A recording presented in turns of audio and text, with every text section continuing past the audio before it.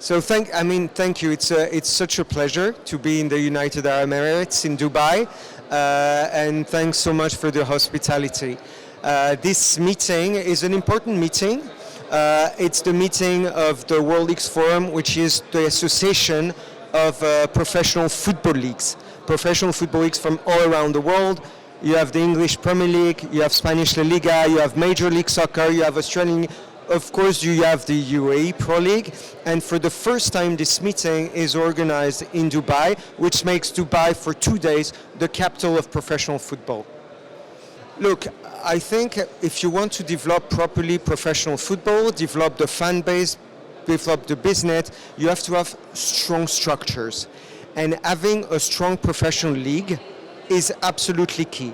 And when you look at football all around the world, the best competitions at domestic level is where the league is strong. And I think what the UAE Pro League has done over the last year is an incredible job. So if you want to close the gap, so to speak, with the other leagues, this job of structuring at club level, at league level, needs to continue. And I think you're in a very good path today.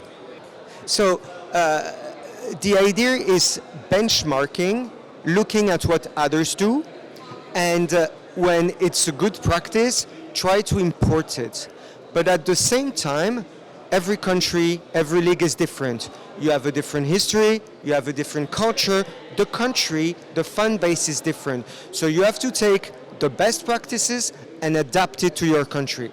And that's the job of the league and the clubs to do it. No, it's great to be here in the UAE and Dubai specifically for the World League Forum. It's been a couple of years we've been able to get together because of COVID, so it's really nice to have all the leagues here and sharing best practice and getting to know each other better. Yeah, the A-League in Australia has been around 16 to 17 years.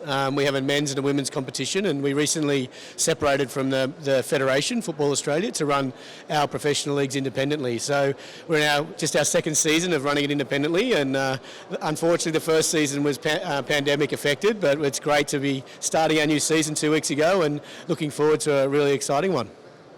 Yeah, look, I think all that's a really evolving space, and it's one that's very difficult to understand when you're running a football competition. So getting some experts on stage to tell us about the opportunities, but also the threats of what Web3 is going to produce. But it's really interesting to see how some of the leagues are looking at it. Obviously, Mark Abbott from the MLS gave us some really good insight into what they're doing in the US.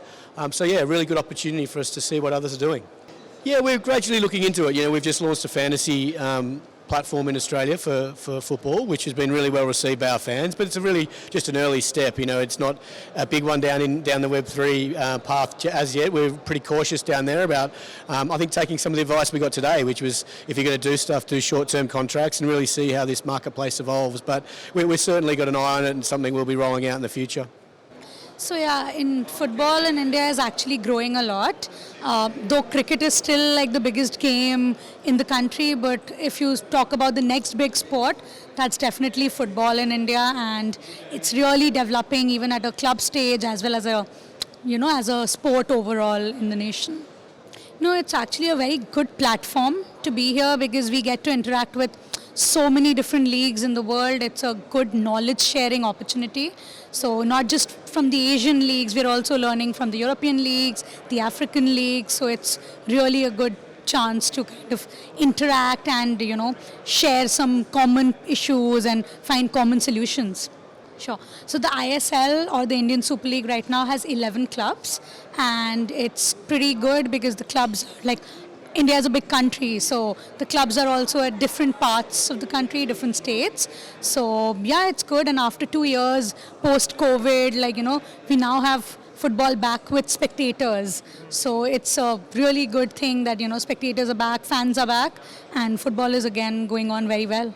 So so cricket of course is big, but even football is growing, like I said, and some of the states in India like Kerala, it's huge, the whole stadium is full of spectators. So when Kerala Blasters Football Club, they play, or when there's a match in Kolkata, again, there are 2 clubs from there, and there is also spectators a lot. Even otherwise, I think spectators are now coming back to the stadium to watch it live, and that's good.